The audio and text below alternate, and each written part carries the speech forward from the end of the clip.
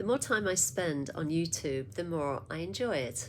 And I particularly enjoy and appreciate the fact that YouTube puts content in front of me that I might like. And that's exactly how I found my next guest. His name is Samuel Jacob, and his channel on YouTube is titled Being Happiness. So I went to his channel, I watched a few of his episodes, and I really enjoyed the content. And I also really appreciated Samuel's presence, his integrity, his light, and the profundity of what he was sharing. So I reached out and I invited him on to Talking True, and happily he said yes. So today's episode is all about Jacob's story of awakening, and we dive into what that means. And then at the end of today's episode, we dive into a lovely meditation. So please join us, don't go anywhere, and hang around. Samuel, welcome to Talking True. It's great to have you here. Thank you for joining me today. Beautiful to be here. Thank you. Thanks.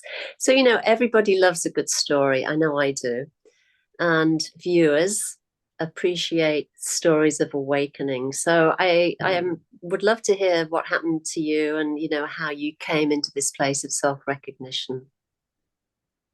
Yes. Well, about 10 years ago, at the end of the first year of university, I decided to leave because maths wasn't feeling intuitively aligned with me.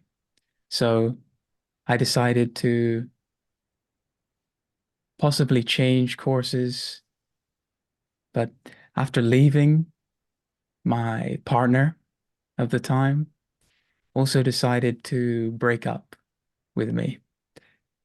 And that sent me spiraling into a depression whereby I no longer had what I believed would give me ultimate satisfaction. I believed I would go to university, study for so many years with my partner, and there would be a story, and ultimately I would be happy. So because this story crumbled and I was left simply being by myself, I had to question what really is happiness? What is really truth? And I found myself in the lowest of the low states, experiencing suicidal thoughts. And I remember there was one instance in the shower where I had a knife to my wrist and I was ready to commit suicide. And out of the fear of taking that step, there was an openness that occurred in me whereby I suddenly asked God, life.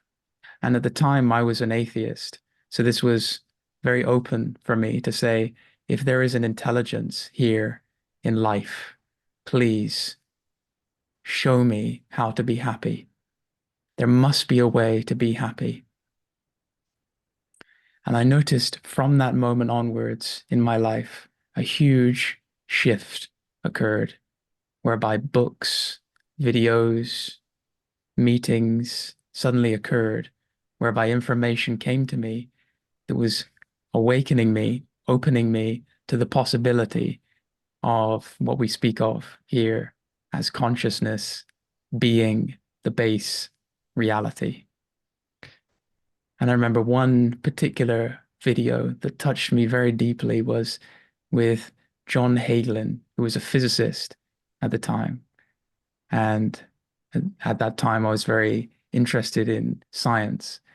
So to have a physicist then talk about how consciousness could be this base reality, and that meditation was the way to discover that, enabled me to sit and to inquire who or what is this consciousness? And if I am this consciousness, surely I can access this consciousness and see if it is the base reality. So in that meditation, there was a dropping into simply being conscious of being conscious and checking if I can find a way to reduce this consciousness. If there's any way for this consciousness to be more fundamental, can I find anything more fundamental in existence than this consciousness? And it was clear there is no substance, no presence deeper, more essential than consciousness. This consciousness that I am is reality, is the absolute reality. And you could say, and I look back on the story, this could be a glimpse. I can't remember if this is the first or if there were more, but this was the first I can remember. And from there,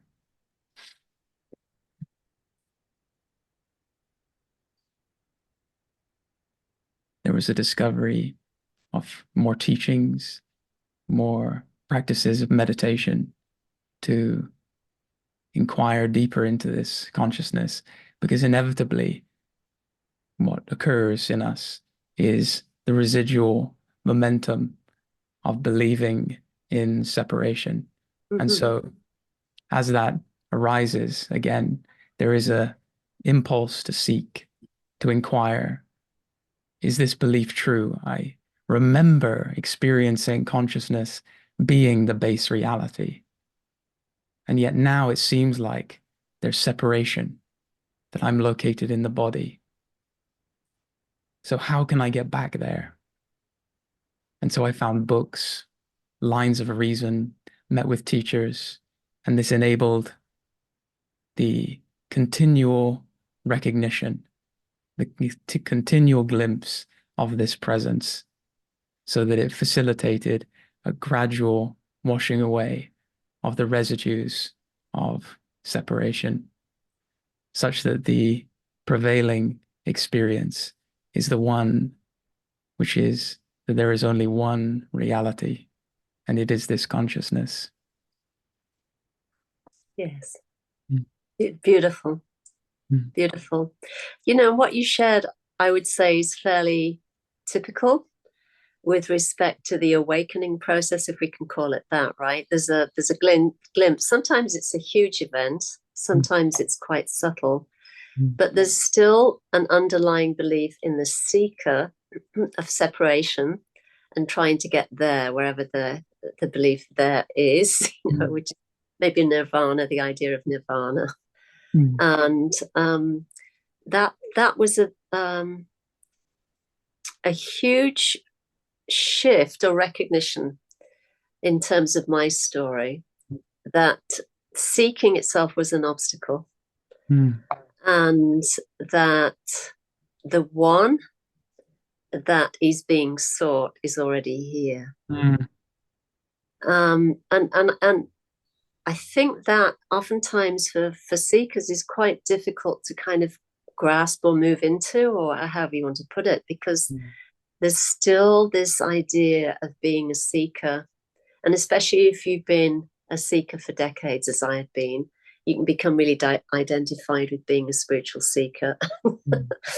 And there's often fear around letting that identification go. But it's really a case of shifting one's identity to what is and has always been here. So thank you for sharing that, because that is really beautiful, and I think is fairly typical. Have you found that too with the people that you've worked with? Yes, I feel like it's a universal phenomenon, unless there's been so much preparation by way of yoga or contemplation that or maybe past lives, that suddenly when there is a glimpse, it washes out all of the residues. But in most cases, the residues of that impulse to seek or resist remain for a while. Yeah, I mean, can remain for a long time, and it's a bit like, you know, that term when you throw good money after bad. Let's say you've got a secondhand car or something, and you keep, you know, repairing it, repairing it, and at a certain point, you know, you've invested more than if you bought a new car, but there's still this feeling that, you know, you need to keep it going because you've invested. So one of the things certainly that landed in me was I had this recognition, which was the kind of phrase went something like this: "Oh my God, I don't want to be on my deathbed and say, well, that was a bloody waste of time with all the seeking." And I realized that, you know, underlying seeking was fear. It was driven by, there was this kind of lofty ideal that I would get there wherever there was, and I would float around like some kind of saint, and nothing would ever touch me, and I wouldn't ever be upset or anything. So there was all of that, but you know, it's driven by hope, but obviously underlying hope is fear. There was fear that, you know, I wouldn't get anything. And then at a certain point, I just became so disgusted with seeking, is the only way I could put it. It was just like, it just felt like I was absolutely done. And I just dropped everything, all the practices, meditation, everything, all the books. And then as soon as that occurred, there was this drive almost, or invitation, to just deepen into the silence within my own being, no matter what I was doing, whether I was working or, you know, out and about, just to see how deep does this deep silence go, you know, how far in can I go? And so I dropped into that further and further and further and further and further. And then at a certain point, there was this recognition that, and it was a spiritual teacher that, you know, spoke a sentence that really kind of woke me up. And that sentence was, recognition of the self is the self. Honor that recognition. And so I saw that whenever there was this pulsation or recognition within my own being through the words of a saint or an enlightened master, it was the self speaking to the self.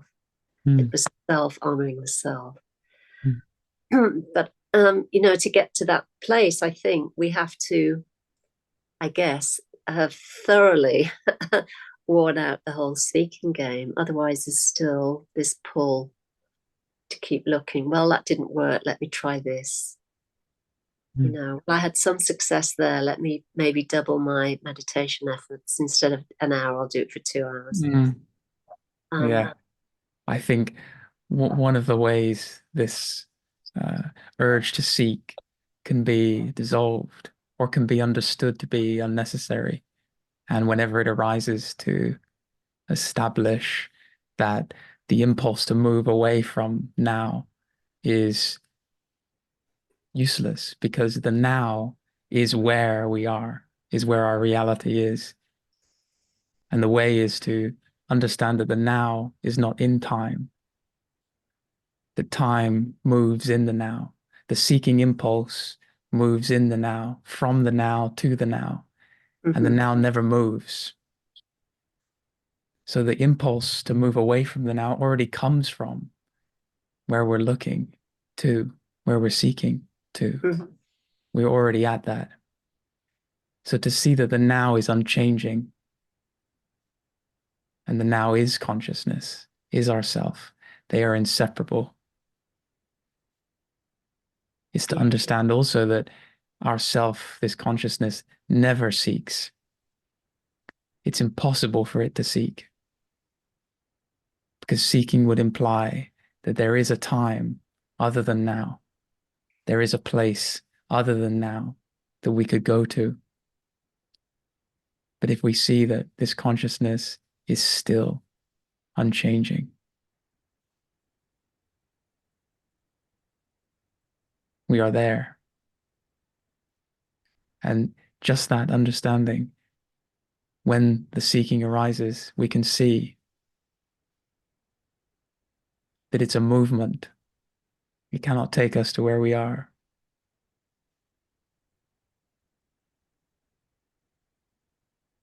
Yes. Yes. But it's hard, I think, because we've been kind of indoctrinated or conditioned into seeking for everything, actually reaching for everything, grasping for everything, that we think that the same sort of strategies help with respect to seeking. You know, very sort of transactional. We're taught to be very transactional. Well, if I do this, then this. And there's always a movement away from, what's here, what has always been here and will always be here. Yeah, we believe that what is here right now is not good, that it's insufficient. And the reason we feel that it's not good or insufficient is because we're believing that our self is limited. Only that which is limited could be insufficient and could acquire more to add to itself.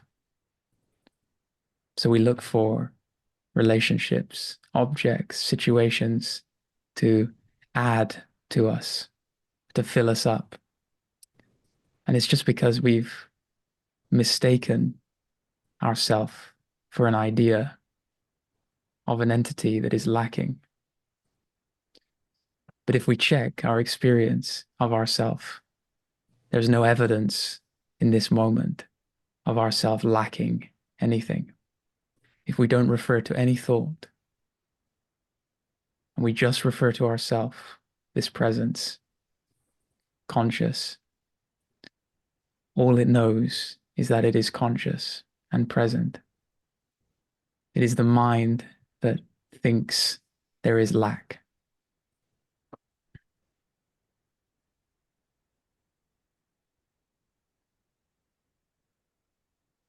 And one other reason that we seek is also due to resisting.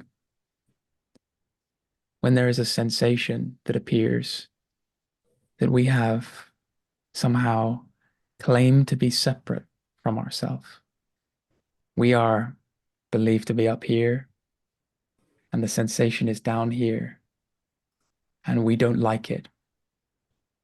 We are creating a separation between ourself and the sensation. And with that separation, there is a friction. That friction creates the sense of resistance, that something is not good, something is wrong. And I need to get rid of this in order to be whole. So we lean with tension towards something other than what is here. But if we were to go in the other direction and feel into the substance of the sensation, to see that the awareness that we are is not separate from this sensation. There's no boundary there. The sensation appears in awareness and is made of awareness. So there's no possibility for awareness to resist that sensation. But there's no separation. There's only awareness experiencing itself as the sensation.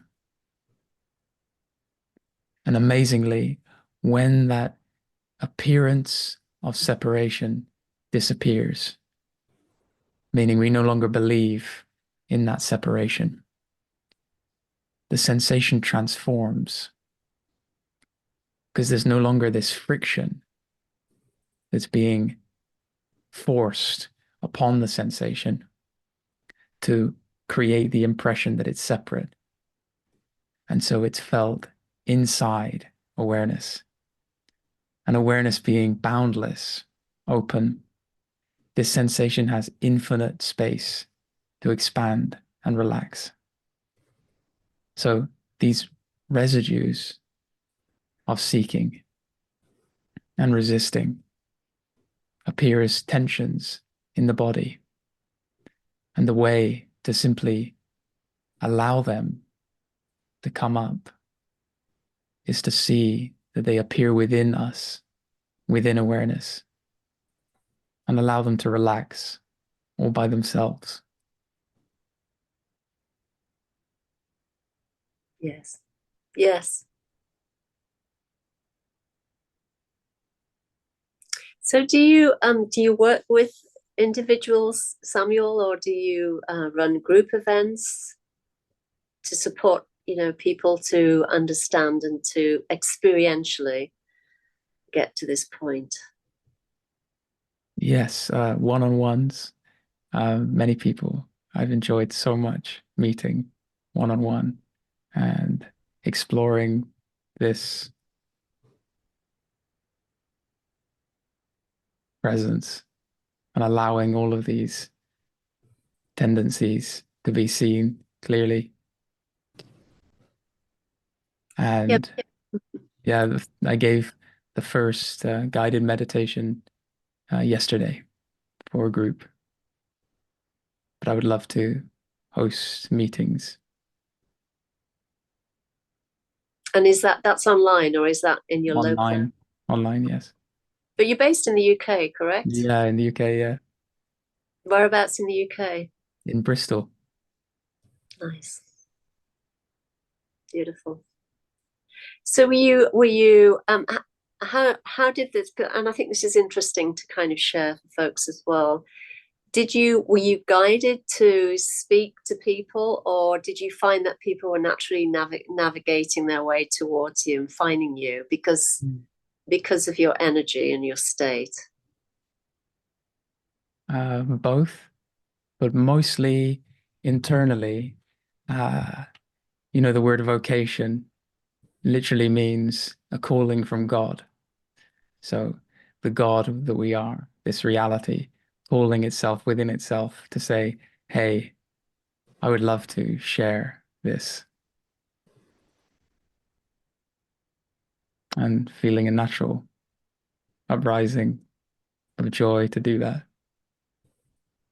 And so it just kind of starts to express itself, so to speak, organically, and then Mm. you, Yeah, like you go to a nightclub or a dance floor and you hear this beautiful song and you can't help but dance. yes, yes. And have you written any books yet, or is that kind of on the agenda for you? Yeah, I'd love to write a book. Yeah, I'm in the process. And yeah, there are many writings on my website. Okay. Yeah, I could kind of feel that was that Mm. was working its way through, so to speak. Yeah, beautiful. So do you have just so for, again for viewers, do you have a way that they can contact you if they want to join in the online meditations, for example? Yes, my website is samueljacob.org, and you'll find events and ways to book via there, or my YouTube, which is Samuel Jacob, or Awakening Happiness. Wonderful. I love the title of your website, Awakening Happiness. Wait, is that the title of your YouTube channel or your? Yeah, YouTube. Yeah. I love that, Awakening Happiness, because I have to say, probably like you, I get notifications from YouTube about channels that I might like. Mm. So, that's how I found you, because you were recommended to me by YouTube. And as soon as I got into your space, I was like, wow, I have to invite him to come on to Talking True.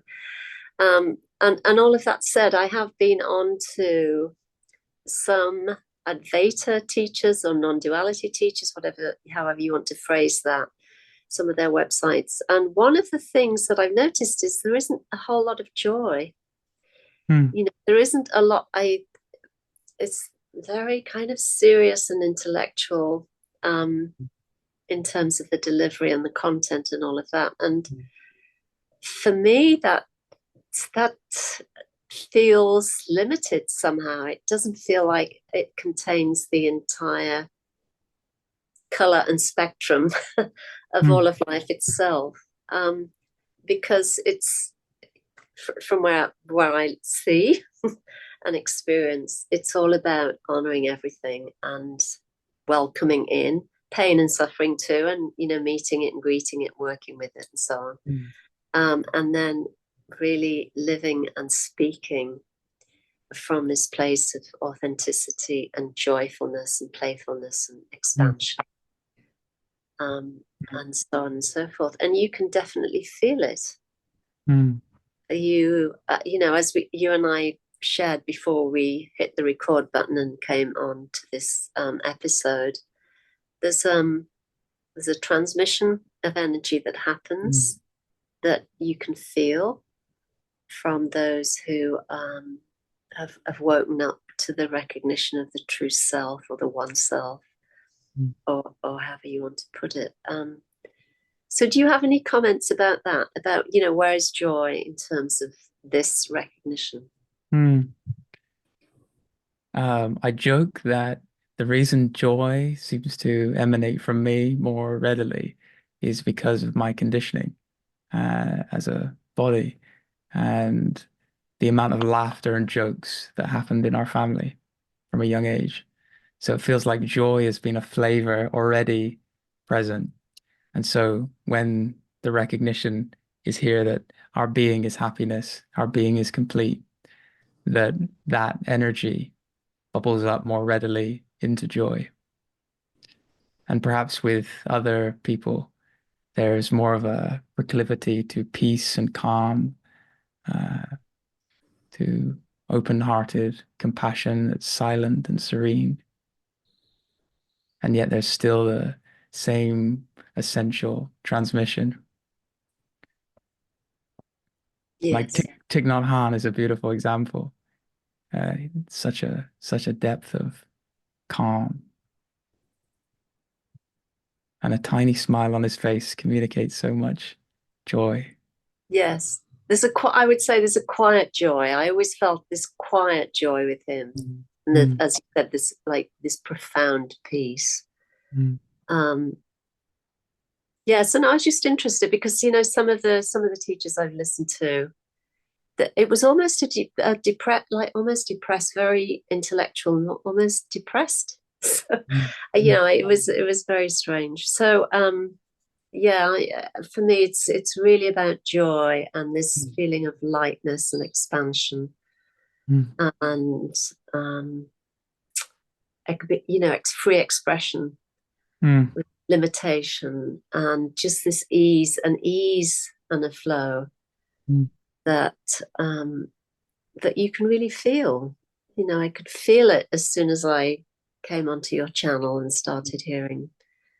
And I was laughing actually because I was watching one of the episodes yesterday where I think it was yesterday I saw it, but you were reading an email from somebody who was asking you about, you had your hair, when you have your hair tied in the bun, you stare into the mirror and just, I forget how he put it, but it was hilarious. I was just laughing so much because that is oftentimes the common view. I mean, and you can kind of detail that. You can probably remember it more clearly than I can, but I often get emails saying, it's okay for you. You live in the Bahamas in La La Land. You go sit under a palm tree and meditate all day. You don't have the problems we have in Europe, or you don't have the problems we have in the US, and they'll detail all the problems. I just laugh because I work full time. I always have, and in a very, you could say stressful job, although I just roll with it. But people have this idea that you are where you are because you haven't got the problems that I've got over here. So I'd love you to share that story because it's such a great story. Yes, a friend, which I've soon discovered he's testing me out to discern whether I'm a viable candidate for a possible teacher or transmission. And he asked me, first of all, do I smoke drugs? Do I smoke weed? Because it looks like I'm so high. And Stones. stoned, Yeah, right? so stoned. Yeah. Yes. With a half-lidded gaze, as if I'm practicing in the mirror to perfect the Oh, half lid and the gaze that's very still.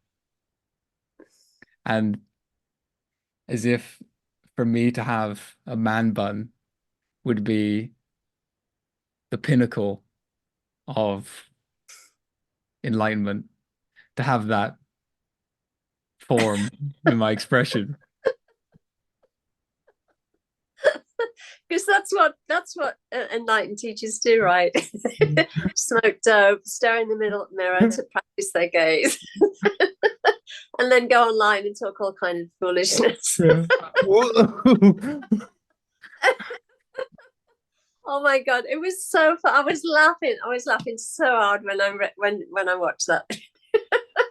But it's common. I have had, like I said, so many messages and emails from people, and a few they've written in all caps because they were so angry. Who do you don't know anything. You're over there in La La Land was the best one. You're over there in La La Land. We're in reality over here. You don't have to sit in traffic. You can go sit by the ocean and just sit under a palm tree. I mean, I hear it, I have heard it all. Thankfully, not too often, but they do land, and they just so funny. And again, a lot of that, even with spiritual seekers, what I've found when I've worked with people is there can be a tendency to keep coming up with excuses why they are not, doing the inner work, whatever you want to call the inner work is about, or paying attention, or just, having a little meditation practice or whatever it is that fits their schedule. It's like looking for distractions. So it's saying, oh, I can't do this because of this. Rather than just forgetting all of that and just being where they are, paying attention to what's showing up, and when there's triggers and these responses to what people say, or whatever is happening in their lives. And it's easy to think there's a sort of a magic pill. If you go to this teacher and you do a weekend crash course or something, I'll become enlightened. 10-week enlightenment course and guarantee everyone. Yes. Yeah. And that's a whole other thing. I went through a phase where I was speaking about that so often, because I would have people coming to me after they'd paid a lot of money to an enlightened master or whoever it was, who promised enlightenment in a weekend or in a week or whatever it was, charged a lot of money. And that person came away empty-handed, as they would. So there's a lot of that being sold. And just take this level 1 course, and then when level 1 course is finished, well, we'll go to level 2, and then level 3, and then level 4, and then it becomes more and more money. There was one woman who wrote and asked about, she called it an intensive training program that would last 3 months, and she had this teacher who promised her fast track enlightenment. And it was, off the top of my head, it was something around, it was £6,000 a month. Wow. And she was saying, do you think it's good value? So I said, well, first of all, do you even have that kind of money? And she was she was a mom with 3 or 4 kids, and she was working part-time. Her husband had a pretty decent job, but still £6,000 a month. And I just suggested that she just, forgot that, and did a few of her own practices, and took some time for herself. And she was also putting herself under a lot of stress, trying to figure out how to get the money to be able to pay this teacher. So I do get a few requests like that, where people have been burned and they've spent a lot of money and got nothing to show for it. So anyway, I have spoken about that at length, but again, it really comes down to resonance. I always say when there's a resonance and you can really feel it, and when you're in the presence of someone, whether it's online or via a book, or someone if you meet them, one-on-one, if there's enough of a resonance for you to become still inside yourself and for your mind to take rest in the heart and to be here, fully here, then you can guarantee that that person is speaking from a place of authenticity. Yeah, it's the truth in us that recognizes the truth. And it's that love of truth that takes us all the way. No amount of money can measure that love of truth. And we can trust that because it's love. It's actually what we want. What we ultimately want is this love of truth, the love of our being. And when we're seeking, what's underneath that seeking is this very love of our being. We love our being. And that love of our being wants to find our being somehow. We cannot find ourselves in the content of our experience, but that love bubbles up as an impulse. What are we? I feel the question, who am I or what am I, is a mystery. And it's such a beautiful question to ask ourselves because we don't know what we are. We are, but we don't know what we are in terms of form, in terms of thought. We simply are conscious. And when we ask, who am I? It's like that pure love of ourself. The love of truth. What am I? And ultimately, that is the remedy for the suffering that we experience psychologically in the attempt to find ourselves outside of ourselves, to try to find and make an outside of ourselves. Because the love is already here. We are that. So already, the moment we become interested or in love with the truth, we've already had the glimpse.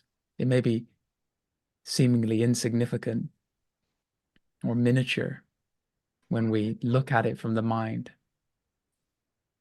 But ultimately, that moment when we fall in love with the possibility that we could find love in ourselves, as ourselves, it's already the end. It's the beginning of the end of our suffering, of the belief in separation. We're no longer believing, in fact, that we are separate in that moment, because we are open to the possibility that our self is that love, is not separate. It's not possible for us to be open to the possibility that we are not separate and at the same time believe we are separate. It's not possible to simultaneously be open to the possibility that love is ourself and at the same time believe love is outside of ourselves.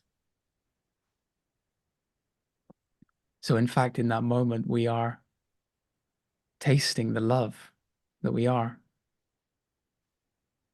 For people listening to this, for us here, speaking from the truth and looking to the truth, to find the truth, to find love, we are already looking from love. We are open to love. The mind may appear from time to time and object with suggestions that love is found in particular places. But that thought is not ever present. What is ever present and is the baseline of being here, listening, is this love of truth, this love to discover that love is our being.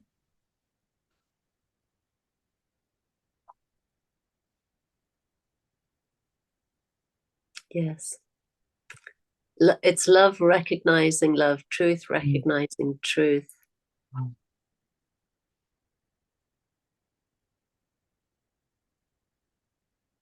Beautiful.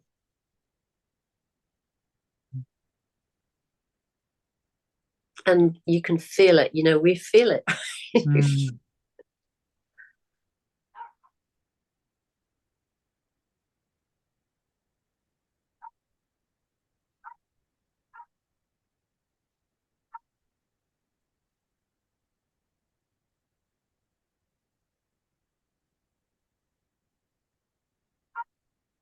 Mm.